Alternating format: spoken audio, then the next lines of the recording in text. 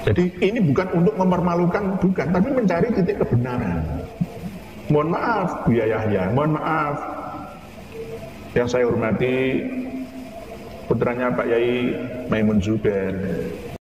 Yang waras tidak boleh mengalah terhadap mereka para pencuri agama yang menjadikan agama sebagai alat politik. Assalamualaikum warahmatullahi wabarakatuh. Om Swastiastu, Namo Buddhaya, salam kebajikan. Kembali bersama Tol Langit 9 dari Buta Panditalupi Kabupaten Bulukumba.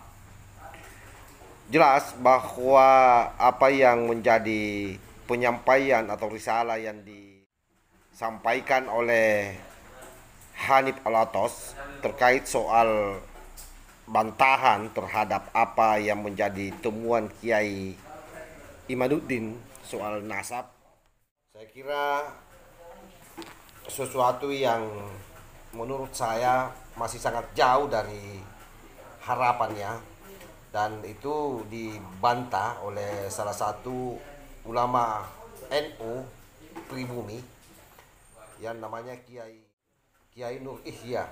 Ini kiai kampung ini yang juga luar biasa keilmuannya. Dan di sini kelihatan bahwa hampir seluruh orang yang pasang badan mencoba mematahkan apa yang menjadi hasil penelitian dari Kiai Imad, itu tidak ada satupun yang sampai. Bahkan Kiai kampung ini atau Kiai Nur Ihya itu memohon maaf terhadap Buya Yahya yang juga sempat melakukan counter terhadap penelitian dari Kiai Imad. Dan termasuk saya kira putra dari Abah Yai Maimun Zubair, yaitu Gus Naji ya, yang juga sempat menolak atau memberikan sanggahan.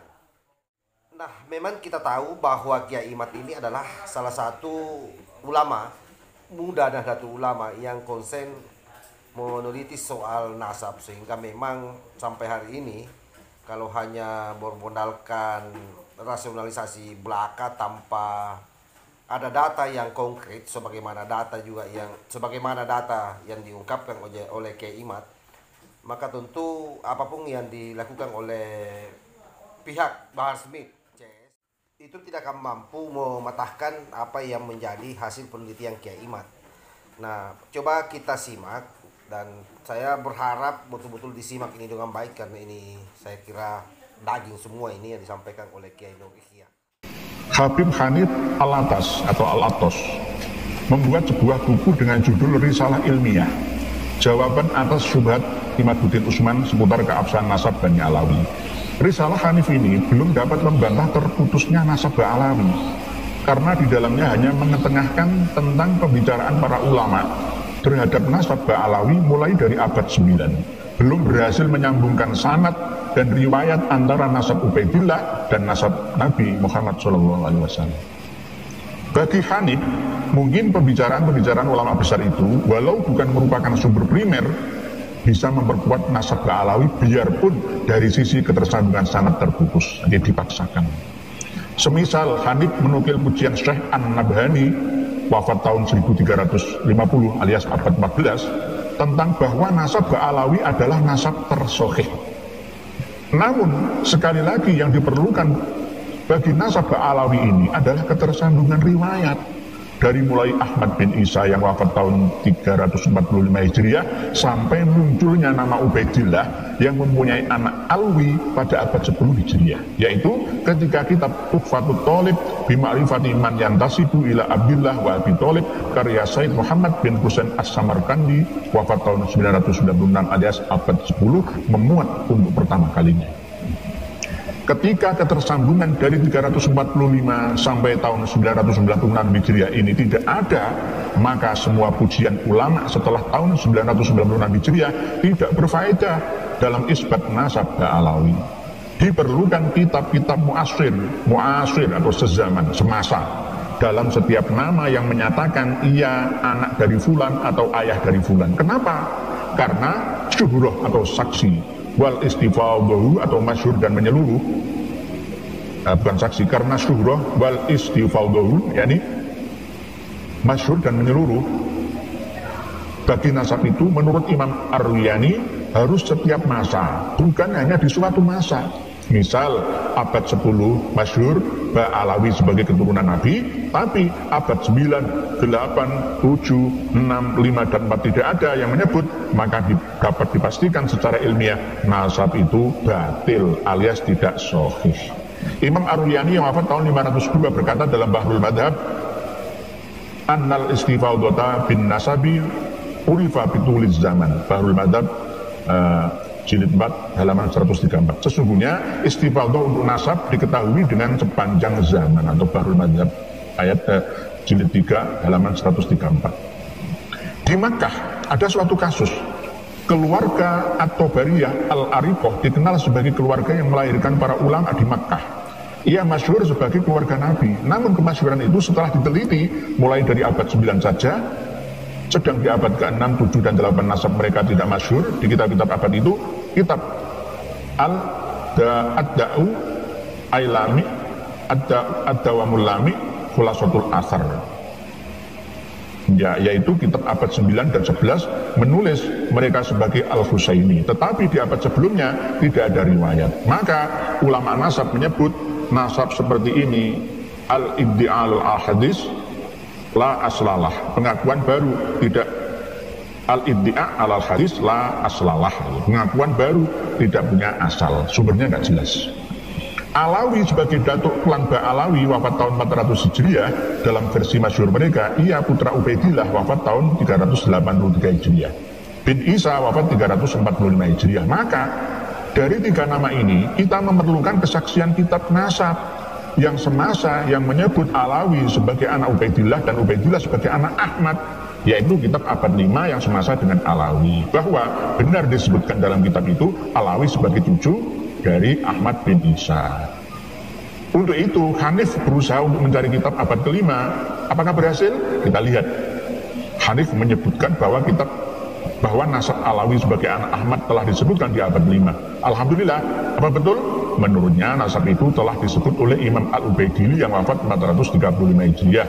Yang demikian itu disebut dalam kitab Ar-Rawdul Jali karya Imam Az-Zabidi, wafat tahun 1205 alias abad 13. Kalau ini terbukti, kita akan taslim, akui mereka sebagai keturunan Nabi, subhanallah. Lalu bagaimana? Kita bersedih. Murtado Az-Zabidi yang mengarang kitab Ar-Rawdul Jali, kita bersedih, sudah 2 kasus kitab palsu telah berlalu. Sekarang tambah lagi, yang kemarin Bahrul Ansab. Ya, ini saya tentang kitab Bahrul Ansab yang versi asli namanya. Ini kitab Bahrul Ansab, dia belum dirubah. Belum dirubah ini. Yang abad 14 itu sudah dirubah, dicoret-coret. Ini yang asli, Bahrul Ansab, abad ke-10. Belum ada rubahan. Saya punya. Dan tidak ada yang namanya Abdullah atau Ubaidillah. Abad 10. Yang katanya kemarin Rabithah Alawiyah melalui Maktab Ad-Daimi mengedarkan ya bantahan dengan dasar kitab ini, Bahrul Ansab dan kitab Abnaul Imam. Saya punya kitab aslinya, warnanya, terbitan aslinya.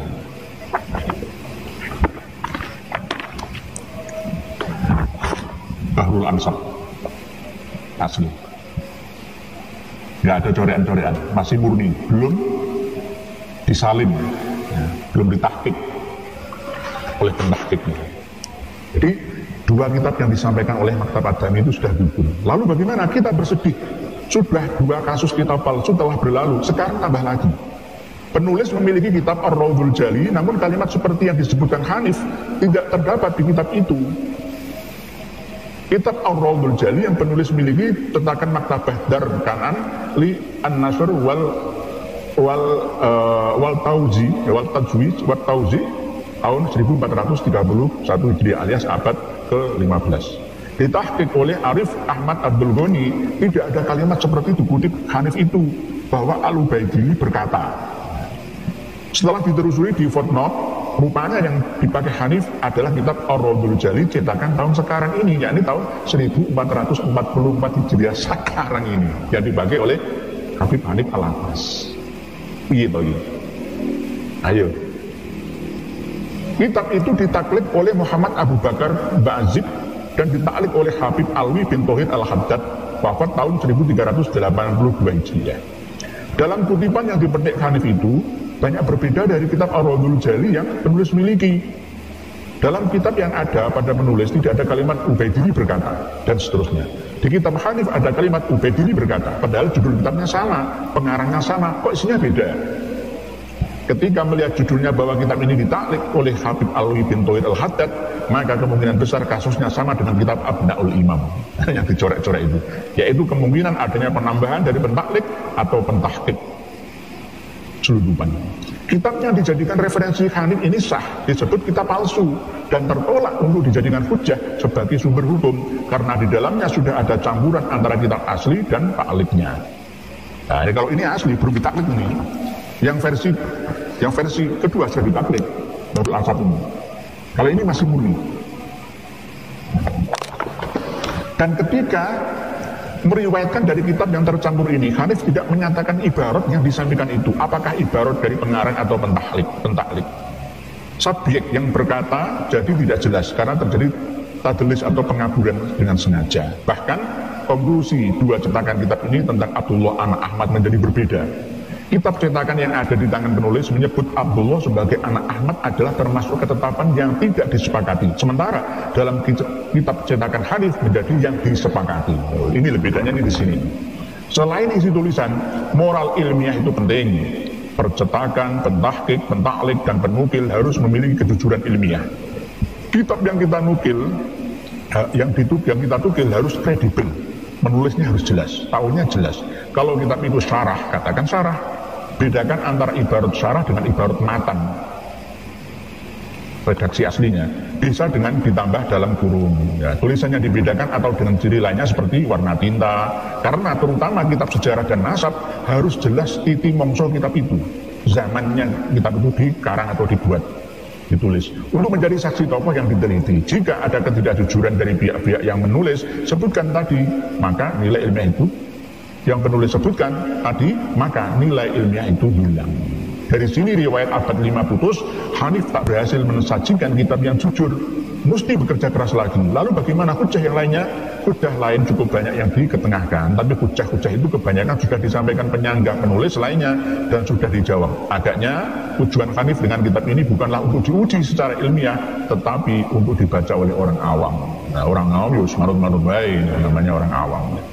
Penulis hanya akan tanggapi hujah Hanif yang akan membawa nasab Ba'alawi bisa mutasil, menyambung secara ilmiah. Jika benar logika ilmiahnya, maka kita uji.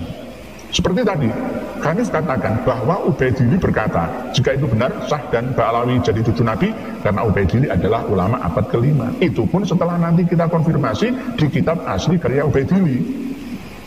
Tapi ternyata kitab yang dikutip adalah kitab palsu. Pembaca bisa cek di internet dan membaca kitab Ar-Rawdul Jali, ini Murtadho Az-Zabidi. Lalu dibandingkan dengan tulisan Hanif yang menyebut itu diambil dari Ar-Rawdul Jali, sama atau beda? Nanti kita akan bahas kitab Ar-Rawdul Jali. Jelas tulisan Hanif ini tercederai oleh kitab palsu, yaitu kitab Ar-Rawdul Jali karya Imam Az-Zabidi, cetakan tahun 1444 Hijriah tahun ini, yang berbeda isi dan kesimpulannya dengan cetakan sebelumnya. Itu direvisi mungkin. Bagi penulis, nasab Ubaidillah bin Ahmad itu baru resmi ditulis dalam kitab nasab pada abad 10. Maka perlu ketersambungan riwayat Ubaidillah ini dari abad 10 sampai mundur ke 5 Hijriah. Wallahu a'lam bihaqiqatil hal. Imaduddin Utsman Al-Bantani. Saya dikirimi beliau. Saya tidak membela satu persatu, tapi hakim yang menentukan adalah umat Islam seluruh Indonesia. Jadi ini bukan untuk mempermalukan, bukan, tapi mencari titik kebenaran. Mohon maaf Buya Yahya, mohon maaf. Yang saya hormati putranya Pak Yai Maimun Zubair, ya, dan Habib Taufik bin Abdul Qadir As-Saqqaf. Mohon maaf, ini mencari kebenaran. Jangan sampai salah, ya, mengkultuskan orang.